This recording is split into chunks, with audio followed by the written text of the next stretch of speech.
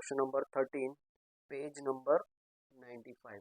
Okay, question number 13 page number 95. तर याच्यामध्ये आपण काय करायचं आहे, आधी ॲडजस्टमेंट टिक मार्क करून घेऊया. सो बघा, इथे आपल्याला सांगितलं फर्स्ट जय हनुमान. इथे फर्स्ट आपल्याला सांगितलेलं आहे जय हनुमान व्यायामशाला has ₹5,000 members paying annual subscription ₹50 each. Okay, म्हणजे 5,000 मेंबर आहेत आणि प्रत्येकी ₹50 त्यांचे सबस्क्रिप्शन आहे. तर मग याच्यामध्ये कुठला वर्ड आला तर सबस्क्रिप्शन, तर आपल्याला सबस्क्रिप्शनला टिक मार्क करायचं आहे. ओके, तर बघू शकता इथे रिसिट साईडला सबस्क्रिप्शन दिलं आहे, पण सबस्क्रिप्शनचे ना तुम्हाला 2 इयर्स दिलेले आहेत, म्हणजे 18, 19 आणि 20. मग कुठल्या इयरला आपल्याला टिक मार्क करायचं आहे, तर करंट इयरला टिक मार्क करायचं. मग करंट इयर कुठलं, तर बघा रिसिट्स अँड पेमेंटला काय दिलं 2020, तर आपल्या 2020 करंट इयर आहे, म्हणजे मागचं इयर असतं ना ते करंट इयर. तर हे 20 आहे म्हणजे हे करंट इयर आहे, तर आपल्याला इथे याला टिक मार्क करायचं आहे. ओके, त्याच्यानंतर आहे आउटस्टँडिंग सॅलरी. मग सॅलरीला टिक मार्क करायचं आहे. बघा इथे दिले सॅलरी, तर इथे आपण त्याला टिक मार्क करूया. त्याच्यानंतर आहे next 1 April 2019 the asset stood as under, म्हणजे आपल्याला असेटच्या व्हॅल्यू दिल्या आहेत, तर त्यांना टिक मार्क नाही करायचं आहे. नेक्स्ट आहे इन्कम अक्रूड ऑन इन्व्हेस्टमेंट, म्हणजे इन्व्हेस्टमेंटसाठी टिक मार्क आहे.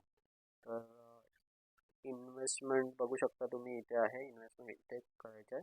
तसंच इन्व्हेस्टमेंट केलं असेल तर आपल्याला काय भेटतो, इंटरेस्ट भेटतो. ओके, मग इंटरेस्ट इथे इन्कम फ्रॉम इन्व्हेस्टमेंट, तर याला टिक मार्क करायचं आहे. त्याच्यानंतर आहे नेक्स्ट आहे 50%.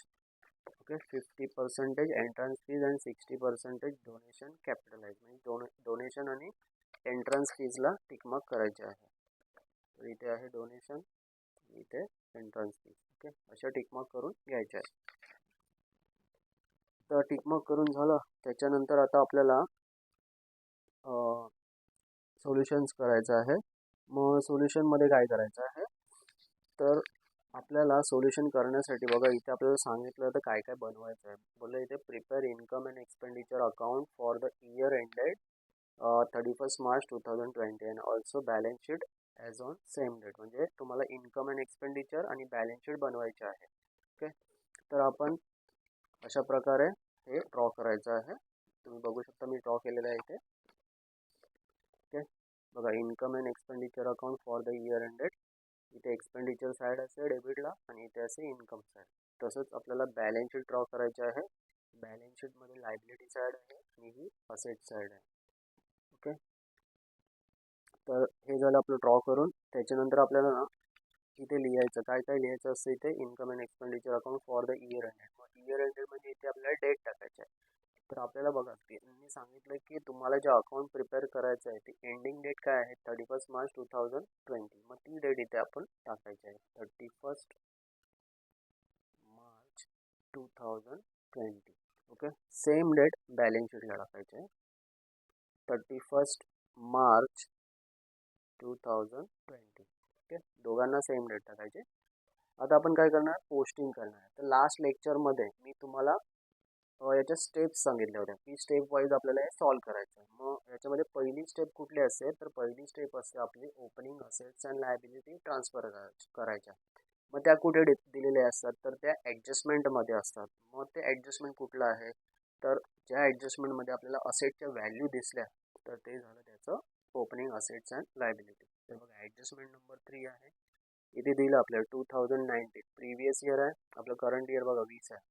जे प्रिव्हियस इयरच्या असेट्स आणि लायबिलिटी असतात ना त्या, बघा इथे असेट दिले त्याची अमाऊंट दिली. ओके, म्हणजे ही पहिली स्टेप आहे जी आपल्याला ट्रान्सफर करायची आहे. मग हे दोन्ही काय आहेत बघा, लँड अँड बिल्डिंग फर्निचर दोन्ही असेट्स आहेत, म्हणजे आपल्याला ते असेट साईडला पोस्ट करायचं आहे. मग आपण इथे असेट साईडला पोस्ट करूया. इथे लिहायचं लँड अँड बिल्डिंग किती आहे, 70,000. ओके, ते आतमध्ये लिहायचं कधी पण ओपनिंग असेटच्या अमाऊंट आणि 3 लाईन सोडायच्या, 1 2 3 लाईन सोडून दुसरं दिलं आपल्याला फर्निचर. ओके, फर्निचर, मग इथे फर्निचर लिहिलं, त्याच्या अमाऊंट बघा इथे दिली 45,000. मग इथे इनर कॉलममध्ये 45,000. तर हे आपल्याला दोनच असेट्स दिलेले आहेत. ओके, त्याच्यानंतर ही झाली आपली पहिली स्टेप. दुसरी स्टेप असते आपली रिसिट्स आणि पेमेंट ट्रान्सफर करायचा. मग आपण बघूया रिसिट्स आणि पेमेंटमध्ये आपल्याला काय काय दिलेलं आहे.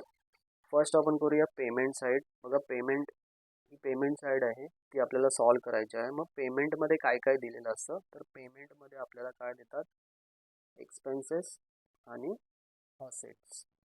ओके, एक्सपेन्सेस आणि असेट दिलेले असतात. मग एक्सपेन्सेस कुठे जातात तर एक्सपेन्सेस आपल्याला इथे एक्सपेंडिचरमध्ये टाकायचे आहेत आणि जे असेट्स असतील ते आपल्याला इथे बॅलन्स शीटमध्ये असेट साईडला टाकायचे आहे. ओके, तर स्टार्ट करूया पेमेंट साईड. पहिलं दिलं काय, बाय सॅलरी, काय एक्सपेंडिचर आहे. मग ते एक्सपेंडिचरला इथे ट्रान्सफर करायचं आहे. ओके, इथे टू लिहायचा, इथे बाय दिलाय पण डेबिटला काय लिहायचं असतं, टू. मग इथे to salary. Okay, to salary. आणि बघा याला टिकमार्क पण आहे आणि अमाऊंट किती आहे, 50. जर टिकमार्क आहे म्हणजे त्याला ॲडजस्टमेंट आहे तर आतमध्ये लिहायचं आहे. ओके, टिकमार्क आहे म्हणजे ॲडजस्टमेंट आहे म्हणून ते आतमध्ये लिहायचं आहे. नेक्स्ट आहे लाइटिंग. ते पण काय एक्सपेंडिचर, एक लाईन सोडून इथे खाली लिहायचं लाइटिंग. ओके, लाइटिंग जे अमाऊंट आहे 10,500. पण बघा याला टिकमार्क नाही म्हणून आउटर साईडला टाकायचा. ओके, टिकमार्क नसली तर आउटर साईडला टाकायचा. नेक्स्ट आहे जनरल एक्सपेन्स. याच्याच खाली कंटिन्यू आपण लिहू शकतो general expenses. Okay, general expenses तुम्ही फुल फॉर्म लिहायचे, त्याला पण टिकमार्क नाही, आउटर साईडला टाकायचा.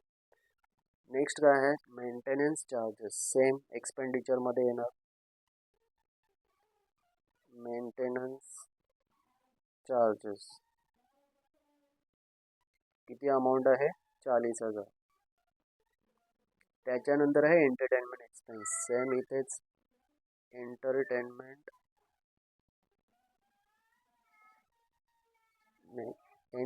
एक्सपेन्स 35,000. ओके, त्याच्यानंतर प्रिंटिंग अँड स्टेशनरी इथेच येणार आहे. प्रिंटिंग अँड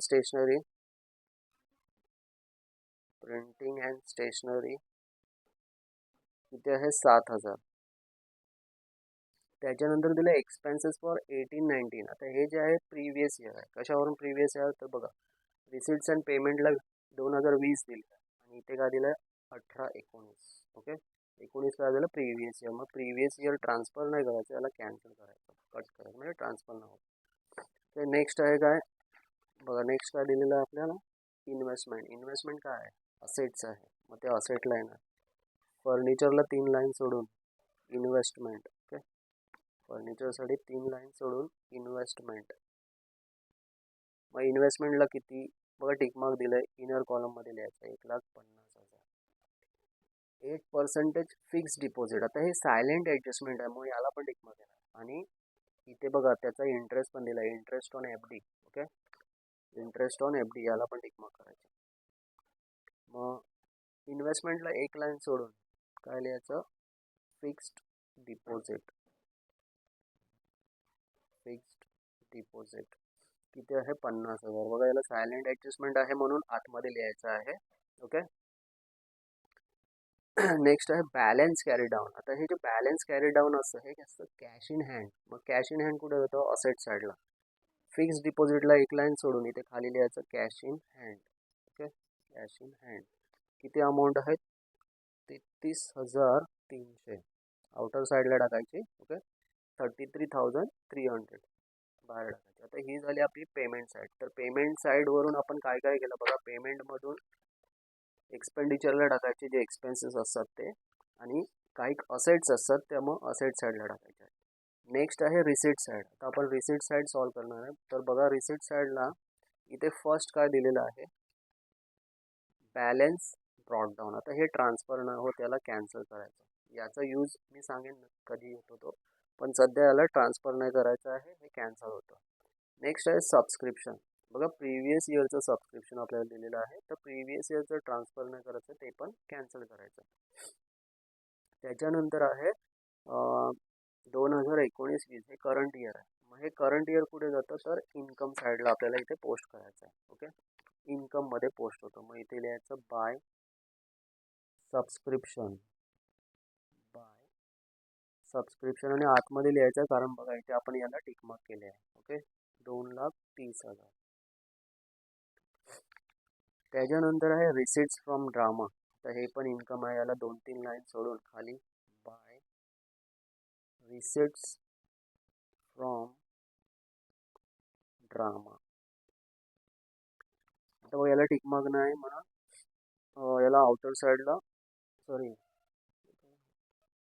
एक मिनट, इथे काय दिलं, receipts from entertainment not drama. ते कट करलं आहे, सॉरी. ते रिसिट्स फ्रॉम एंटरटेनमेंट. ओके, किती अमाऊंट आहे, 40,000. आउटर साईडला 40,000. ओके, इथे टाकायचं आउटर साईडला 40,000.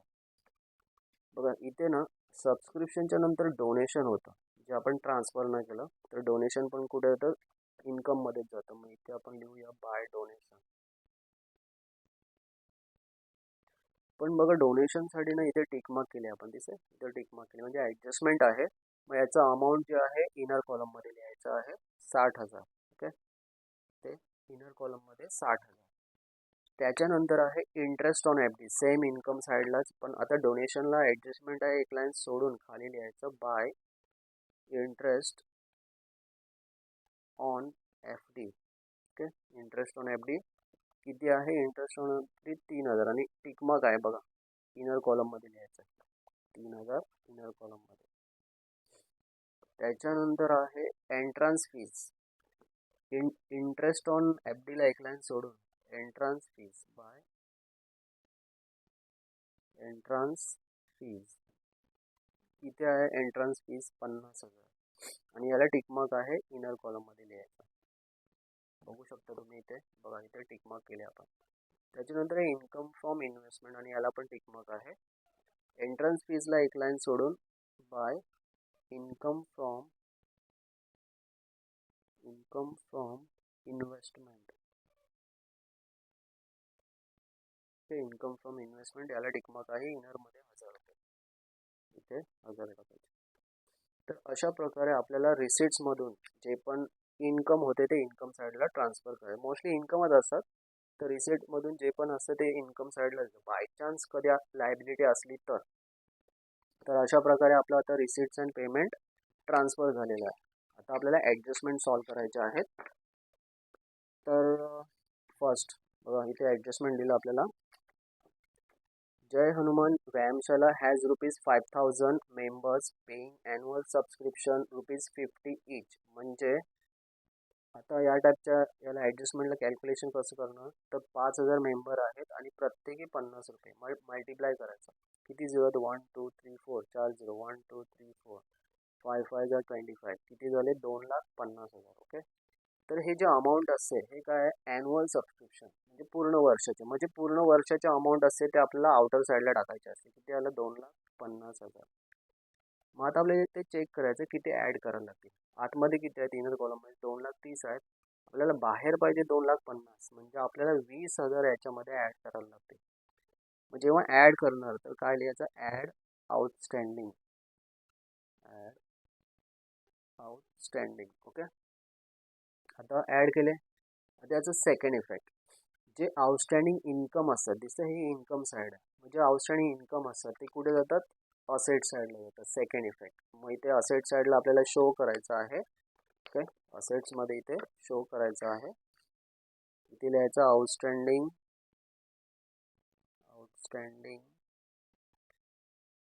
सबस्क्रिप्शन. ओके, आउटस्टँडिंग सबस्क्रिप्शन किती ॲड केले आपण, 20,000. मग इथे 20,000 टाकायचं. तर आउटस्टँडिंग इन्कम असतात ते असेटला जातात आणि आउटस्टँडिंग एक्सपेन्स असतात ते लायबिलिटी साईडला जातात. ओके, फायनल अकाउंटमध्ये आपण हे सर्व बघितलेलं आहे. त्याच्यानंतर बघूया दुसरं आता ॲडजस्टमेंट. ओके, सेकंड ॲडजस्टमेंट बघूया. तर बघा इथे सेकंड ॲडजस्टमेंट काय दिलेलं आहे, आउटस्टँडिंग सॅलरी ₹12,000. ओके, बघा इथे दिलं आउटस्टँडिंग सॅलरी ₹12,000. परत आउटस्टँडिंग आहे, तर जे आउटस्टँडिंग असतं ते काय होतं, ॲड होतं. मग आपल्याला इथे सॅलरीमध्ये ॲड करायचं. इथे लिहायचं ॲड आउटस्टँडिंग किती 12,000 ॲड करायचे. 50 आणि 12 62 ते 50,000 प्लस 12,000 किती होणार 62. आता हे आउटस्टँडिंग आहे पण काय आहे एक्सपेंडिचर. तर आउटस्टँडिंग एक्सपेन्स कुठे जातात लायबिलिटी साईडला. ओके मग इथे खाली लिहायचं 7-8 लाईन सोडून वरती आउटस्टँडिंग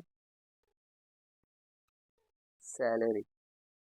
ओके बघा इथे हे आउटस्टँडिंग होतं पण काय होतं सॅलरी म्हणून इथे तसं मेन्शन करायचं आउटस्टँडिंग सॅलरी किती अमाऊंट आहे 12,000.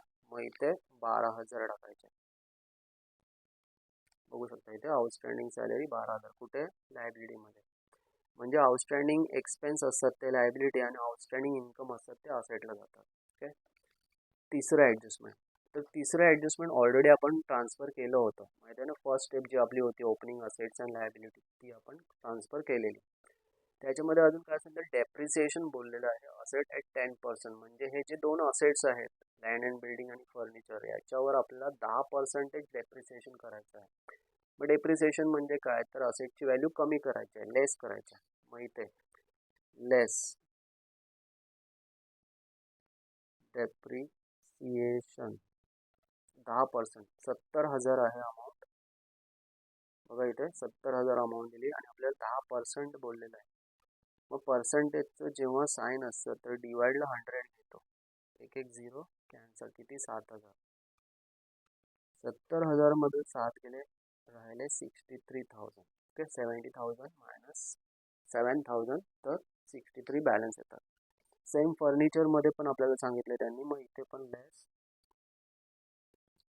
डेप्रिसिएशन किती 10% म्हणजे 45,000वर आपण जर 10% कॅल्क्युलेट केले मल्टिप्लाय 10 डिवाइड 100 4,500.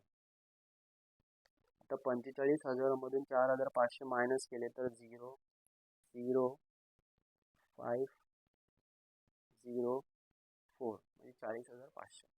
तर जेव्हा पण तुम्हाला ॲडजस्टमेंटमध्ये डेप्रिसिएशन हा वर्ड दिसेल तर तुम्हाला काय करायचं ज्या असेटचं नाव दिलं त्या असेट्समधून ते लेस करायचं.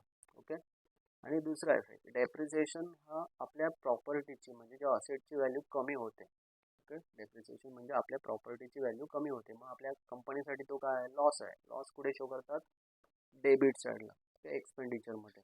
मग इथे आपल्याला ते शो करायचं आहे डेबिट साईडला. तर इथे लिहायचं काय टू डेप्रिसिएशन ऑन अंडरलाईन करायची. पहिलं आपण फाइंड आउट केलं land and building. Okay land and building किती मायनस केले आपण 7,000. मग इथे इनरमध्ये 7,000. दुसरं फाइंड आउट केलं आपण फर्निचर. मग फर्निचरचे किती मायनस केले 4,500. मग इथे 4,500 तर टोटल केली तर 11,500. ओके 11,500. तर असे दोन डेप्रिसिएशनचे इफेक्ट मारायचे. असेट्समधून लेस करायचं आणि एक्सपेंडिचरमध्ये ते शो करायचं या प्रकारे. त्याच्यानंतर आपल्याला सांगितलं होतं की इन्कम अक्रूड ऑन इन्व्हेस्टमेंट. म्हणजे इन्व्हेस्टमेंटवर हे अक्रूड आहे म्हणजे आउटस्टँडिंग आहे. मग ते काय करायचं ॲड करायचं. ओके अक्रूड आहे म्हणजे काय आउटस्टँडिंग आहे. मग इथे ॲड आउटस्टँडिंग काय होतं ॲड होतं आउटस्टँडिंग. किती सांगितलं आपल्याला इथे बघा 2,000. मग इथे 2,000 ॲड करायचे. हे टोटल गेले तर 1,52,000 म्हणजे 1,52,000 आउट ऑफ सॅलरी. नेक्स्ट आता हे बघा इथे दिसतं इन्कम फ्रॉम इन्व्हेस्टमेंट. मग याच्यामध्ये पण सेम तेच करायचं ॲड आउटस्टँडिंग किती 2,000. तर आपल्याला दोन्ही ठिकाणी ते ॲड करायचे होते तर टोटल याची झाली 3,000. ओके तर जेव्हा पण असं बोललं जाईल की इन्कम अक्रूड आहे म्हणजे आउटस्टँडिंग आहे. मग आउटस्टँडिंग काय होतं ॲड होतं. आपल्याला दोन्ही ठिकाणी ॲड करायचं होतं. इथे पण इन्कम फ्रॉम इन्व्हेस्टमेंटमध्ये पण आणि असेट साईडला जे इन्व्हेस्टमेंट आहे त्याच्यामध्ये पण.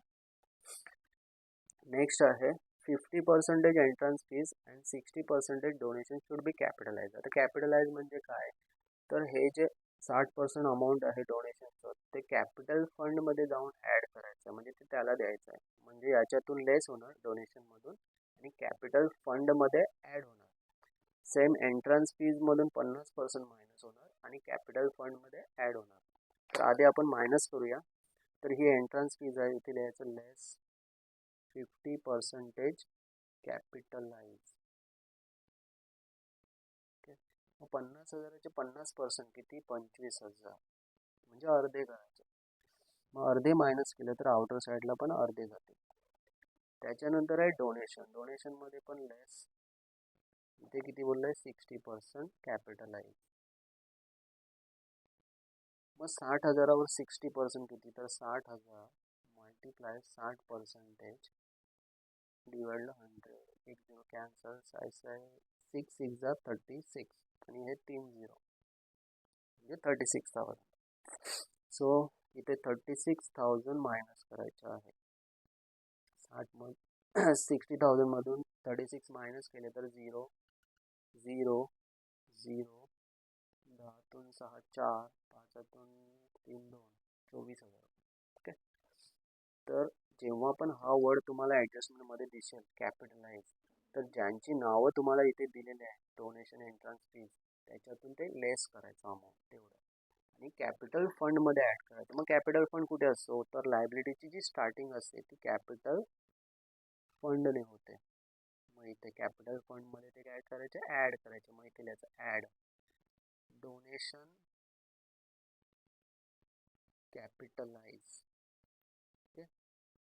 किती डोनेशन मायनस केलं? जेवढी मायनस केली ती अमाऊंट किती? 36,000. मग इथे इनर मध्ये 36,000 घ्यायचं.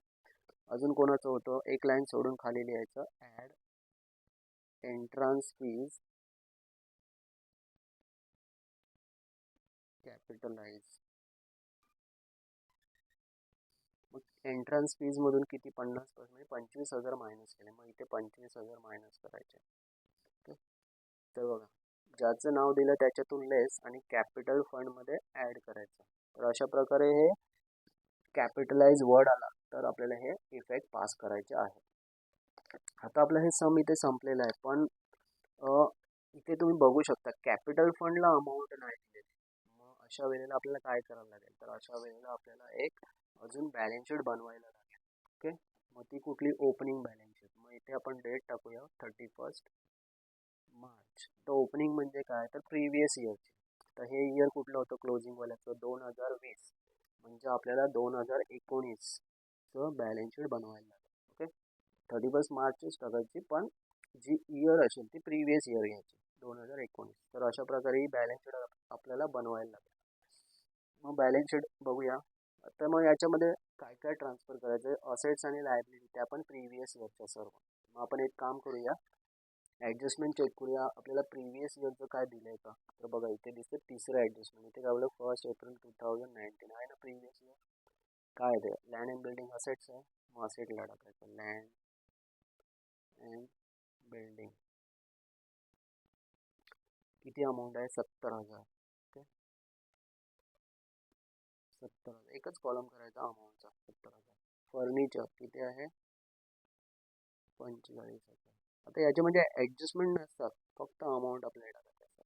तर हे 2 असेट दिले. अजून काय दिलंय का? बघा काय नाही. मग आता नेक्स्ट आपल्याला काय करायचं आहे? रिसिट्स आणि पेमेंट चेक करायचं आहे की प्रिव्हियस इयरचं काय दिलं आहे का. तर बघा इथे काय दिलं आहे प्रिव्हियस इयर? इथे एक्सपेन्सेस 18-19 जसं प्रिव्हियस इयर. मग हे आउटस्टँडिंग घ्यायचं. मग आउटस्टँडिंग एक्सपेन्स कुठे असतात? तर लायबिलिटीला असतात. मग इथे आउटस्टँडिंग एक्सपेन्सेस किती अमाऊंट आहे? Outstanding expenses 25,000. म्हणजे जेवढं पण प्रिव्हियस इयरचं आपल्याला काय दिलं असेल ते सर्व आपल्याला इथे घ्यायचं आहे. त्याच्यानंतर बघा इथे पण एक प्रिव्हियस इयर दिसतं. मग हे काय आहे? इन्कम आहे, आउटस्टँडिंग इन्कम. आउटस्टँडिंग इन्कम कुठे असतात? असेटला. मग इथे असेट साईडला लिहायचं आउटस्टँडिंग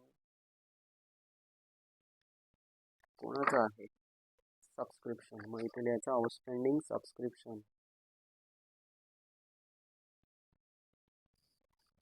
किती अमाऊंट आहे? 4,000. तर अजून काय आहे का प्रिव्हियस इयरचं? तर काय नाही, एवढंच होतं. ओके. एक हे होतं आणि एक हे होतं.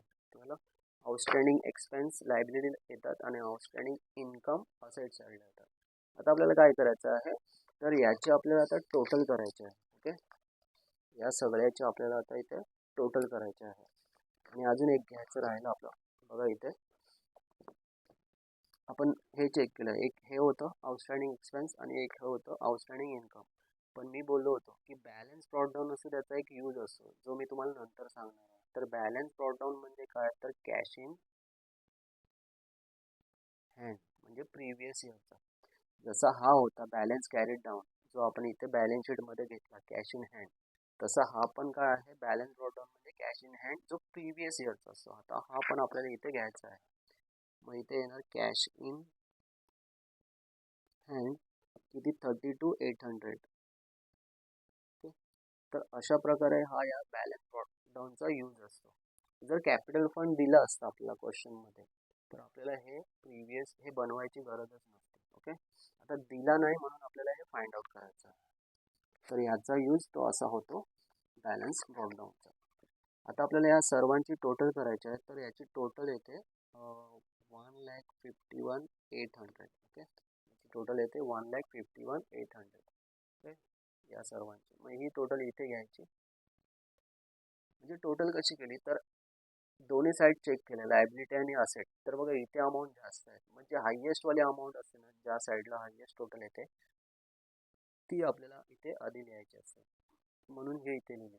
सेम टोटल आता इथे आणणार आपण लायबिलिटीला.